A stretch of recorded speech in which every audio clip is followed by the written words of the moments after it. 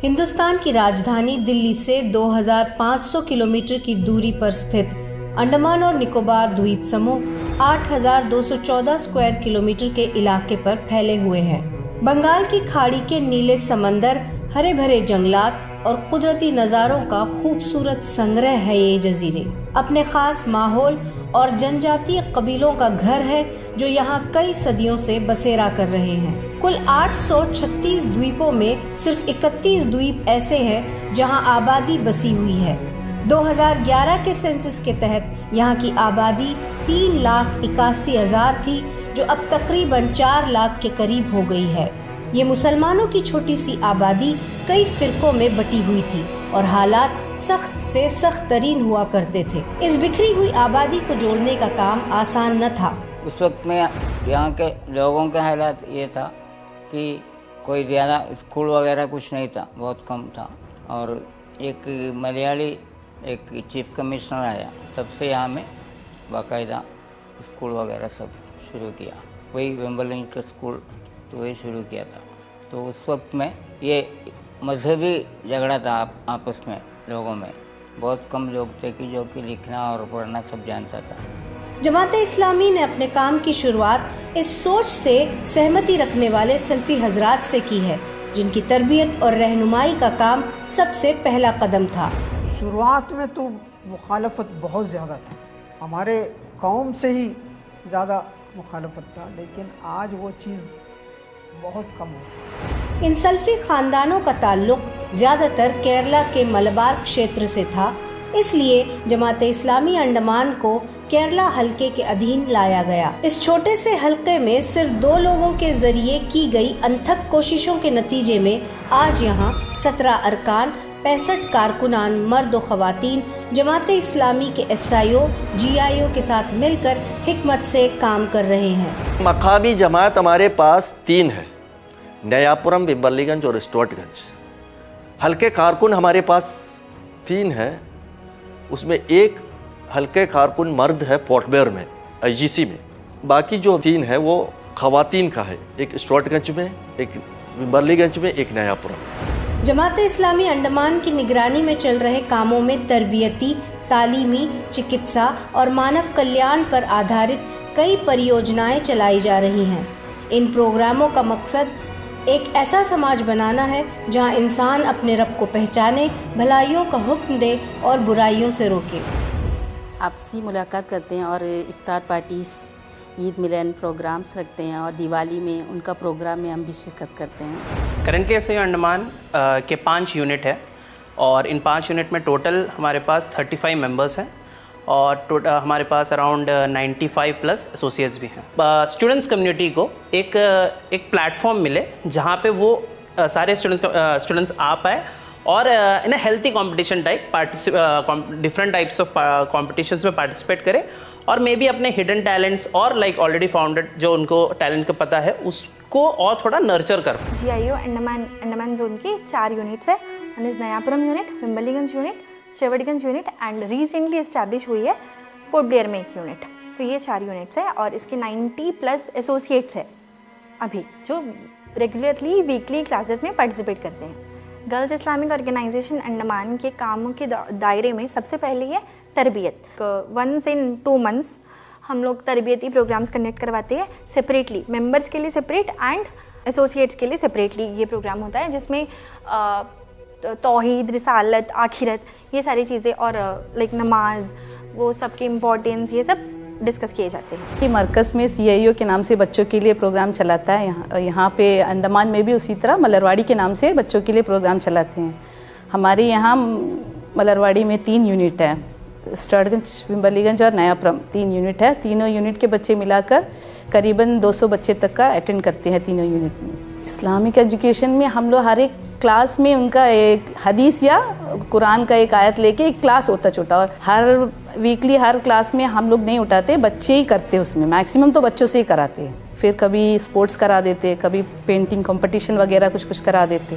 तहरीके इस्लामी की दावत को आम करने के लिए और इससे जुड़े लोगों को जमा करने के लिए मसाजिद बहुत ज़रूरी थी, जिसके नतीजे में यहाँ आज कुल 3 जामा मस्जिद और 2 छोटी मसाजिद शामिल हैं। दीनी उलूम के साथ कुरान को पढ़ाने के लिए सबसे पहले एक मरकज टॉडगंज में कायम हुआ, जहां से तहरीकी जिद्दोजहद की शुरुआत हुई। इसी मरकज में गरीब और यतीम बच्चों के लिए दारुस्सलाम यतीम खाने का आगाज किया गया। पीके इब्राहिम साहब हमेशा उनका जवानी जब अंडमान में गुजारा और तहरीक के लिए वो अपने आप को दे चुका था यहाँ के लिए, तो उनका सोच हमेशा यही रहता था वो कहीं भी केरला का कोने में रहे, अंडमान वापस जाना, फिर उनको काम करना। इमरजेंसी लगा था 1975 में, तो उससे उन्होंने 1 साल पहले अंडमान आया। अंडमान आकर एक नया काम फिर शुरू किया। पोर्ट ब्लेयर का एक बड़ा साहब ने उनसे उनका सामने एक ये पेश किया कि देखिए यहाँ बहुत गरीब बच्चे हैं, यतीम बच्चे हैं, इनकी परिवेश के लिए भी आप कुछ कोशिश कीजिए। तो उन्होंने यतीम खाना स्टार्ट किया। मैंने 1 हफ्ता उसको देखा, उसके बाद फिर अपने जो साथी हैं उनको सौंप कर मैं, क्योंकि एक इदारा में कंटिन्यू टीचर का हैसियत से रहना या एक मुर्शिद के हैसियत से रहना, उस हैबिट पे नहीं था मैं। तो मैं क्या किया, उससे हटकर वो दूसरे को सौंपा। मैंने जनाब यन मूसा साहब को सौंपा। जमीनी सतह पर काम करने के बाद ये महसूस किया गया कि पोर्ट ब्लेयर में भी एक ऐसा मरकज होना चाहिए जहां तहरीकी सोच को लोगों तक पहुंचाया जाए। इस सोच के नतीजे में इस्लामिक गाइडेंस सेंटर कायम किया गया। इस गाइडेंस सेंटर को हमेशा शाद व आबाद रखने के लिए स्टीवर्टगंज से दारुस्सलाम यतीम खाने को पोर्ट ब्लेयर मुंतकिल किया गया।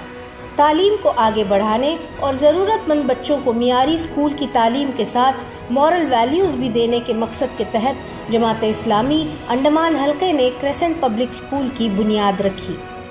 क्रेसेंट पब्लिक स्कूल जो हमने बनाया वो सिर्फ हमारे ही सोच नहीं था, बल्कि एक बार जमात का एक पूरा मोहल्ले के लोगों का एक इज्तिमा चल रहा था। तो उसमें लोगों ने हमसे डिमांड किया कि उस वक्त जो 90 में गवर्नमेंट स्कूल्स का जो लेवल था यहाँ पर विम्बरलीगंज बम फ्लड के इलाके में, उसका बहुत नीचे जा रहा था। तो बच्चों को अच्छा तालीम मिलना, एजुकेशन हो, इसके लिए क्या जमात इस पे सोच सकते हैं करके, तो अल्लाह पे तवक्कुल करके हमने वहाँ एक वायदा उनसे किया कि इंशाअल्लाह हम बनाएंगे। तो वहीं से वो फिर अमली अंदाज में उसको हमने शुरू किया और उसको आगे बढ़ाया। 2004 की सुनामी के बाद बहुत सारी परेशानियां यहाँ के लोगों पर टूट पड़ी। कई लोगों के घर इस कुदरती आफत की जद में आ गए। उनके बच्चों की तालीम का मसला खड़ा हुआ तो जमात ने क्रेसेंट हॉस्टल को तामीर किया। जब सुनामी का हादसा हुआ तो इस्लामिक डेवलपमेंट बैंक ने 2 जगहों के लिए ऐलान कर दिया। ये जो सुनामी का बहुत बड़ा कहर इंडोनेशिया में आया, उसके बाद पोर्ट ब्लेयर अंडमान में आया, तो ये दोनों जगह उन्होंने हॉस्टल बनाना और वहाँ जो भी बच्चे जिनके वालिद इस पानी में शहीद हो गए हैं उनके बच्चों के लिए सहूलत दे सके। लेकिन जब अंडमान की हुकूमत ने इनको दोबारा आबाद किया तो इस हॉस्टल को हेवेंस प्री स्कूल के लिए इस्तेमाल में लाया गया। हेवेंस प्री स्कूल का जो कंसेप्ट है ना, या तस्वर एकदम अलग है। ये तो 3+ बच्चों को, छोटे बच्चों को कुरान पढ़ना सिखाना और मॉरल वैल्यूज़ पर ध्यान दे के उसका कैरेक्टर मोल्ड करना, उसी अंदाज में सिखाए। मोड़ लेके केरला जमात के लोगों ने तालीम डिपार्टमेंट, एजुकेशन डिपार्टमेंट जो है ना, उन्होंने चलाया था। तकरीबन अभी 100 ब्रांचेस है इसका हेवेंस, और 3 इयर्स में ये बच्चे कुरान नज़रन पूरे अहकाम तजवीद के साथ पढ़ेंगे और 30वां पारा माजुज़ जो है ना वो तो हिफ्ज़ करेंगे। उसी के साथ साथ इंग्लिश, मैथ्स, EVS और हिंदी, मलयालम, अरबी लैंग्वेज भी सीखें उसको। यानी 3 साल के बाद ये बच्चा फर्स्ट क्लास में दाखिला ले सकते हैं हमारे जो भी स्कूल हो उसमें। ह्यूमन टच के जरिए नौजवान केडर ने लोगों की सेवा करने के कामों को एक नए स्तर पर पहुंचाया है।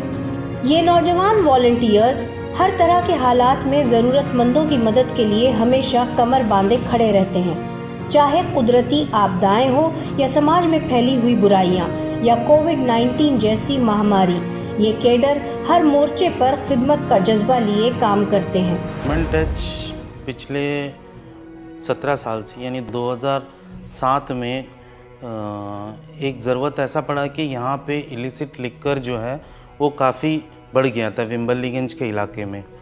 तो ये जो चीज़ था, ये फर्स्ट इनिशिएटिव लिया है ह्यूमन टच, जो एक इलिसिट लिकर का खिलाफ में ये शुरुआत किया। फिर उसके बाद में धीरे धीरे सोशल एक्टिविटीज़ में भी ऐसा लगा कि यहाँ पे कोई मतलब आवाज़ उठाने के लिए कोई नहीं है, तो ऐसा लगा, तो ह्यूमन टच को ऐसा लगा कि बाकी एक्टिविटीज़ में भी ये ह्यूमन टच को आगे बढ़ना चाहिए। इनके कामों ने न सिर्फ लोगों को मुतासिर किया है, बल्कि अंडमान निकोबार हुकूमत और इंतज़ामिया ने भी इनके काम को सराहते हुए उनको अपने साथ मिलाकर समाज में कई प्रोजेक्ट्स पर काम करके नई मिसाल कायम की है। अंडमान निकोबार एडमिनिस्ट्रेशन के साथ में ह्यूमन टच का एक कोलैबोरेशन जो है, उसमें कुछ खास जो चीज़ें हैं, जो गवर्नमेंट टीचर्स ट्रेनिंग का जो कॉलेज है, उसका एक एक्शन एनुअल प्लानिंग का एक कमेटी का एक मेंबर्स हैं, जहाँ पे हमारा बहुत बड़ा एक हिस्सा रहता है वहाँ पे। और साथ में उसके बाद में साथ में ये लोक अदालत जो चल रहा है, उसमें भी ह्यूमन टच का जो प्रेसिडेंट है एक मेंबर है। जमाते इस्लामी हिंद अंडमान जोन का ये सफ़र न केवल इस द्वीप के लोगों के लिए एक उम्मीद की किरण है, बल्कि एक जीती जागती मिसाल भी है कि किस तरह मुश्किल से मुश्किल हालात में भी अपने रब की पहचान के साथ सेवा, शिक्षा और नैतिकता से समाज को नई दिशा दी जा सकती है। तो पहले हम लोग घर घर में इकट्ठा किया था ख़वातीन का, फिर मस्जिद में आदमी लोग को बुला के इकट्ठा किया था। पहले कुरान 10 से शुरू होता है, आस्ते आस्ते इस लोगों को कुरान के बारे में समझा दिया, ऐसे आस्ते करके फिर हल्का का एक माहौल बना के। यहाँ के मदरसे में पहले जो शुरुआत में जो है कि स्टैंडर्ड थोड़ा कम था, लेकिन माशाल्लाह अभी जो है बहुत प्रोग्रेस हो चुका है। अल्हम्दुलिल्लाह जमात इस्लामी तो बहुत तरक्की किया है। जैसे जो SIO है, GIO है, उन लोग बहुत सारा जज्बात से आगे आकर इसमें जुड़ जाता है, पहले का तरह नहीं। उन लोग समझता है जो रुकन है उनका सोच से आगे जाके SIO वाला सोचता है, GIO वाला भी मुतहर्रिक है। और हमको उम्मीद है कि अभी का जो पोजीशन है, जो हमारा युवा ह्यूमन टच है, SIO है, GIO है, उन लोग अच्छी तरह से काम करता है। उनको अच्छा गाइड मिलने से उन लोग आगे चल के जमात का बहुत बड़ा काम कर सकता है। ये सफ़र सिर्फ कोशिशों का सफ़र नहीं, बल्कि उन अनगिनत सपनों और उम्मीदों का है जिन्हें मौलाना मौदूदी ने हमारे हवाले की और अपने कलम से हमें ये समझाया, ला इलाहा इल्लल्लाह को ज़बान से अदा करने का नतीजा ये होना चाहिए कि तुम्हारी ज़िंदगी में इसके साथ एक इनकलाब बरपा हो।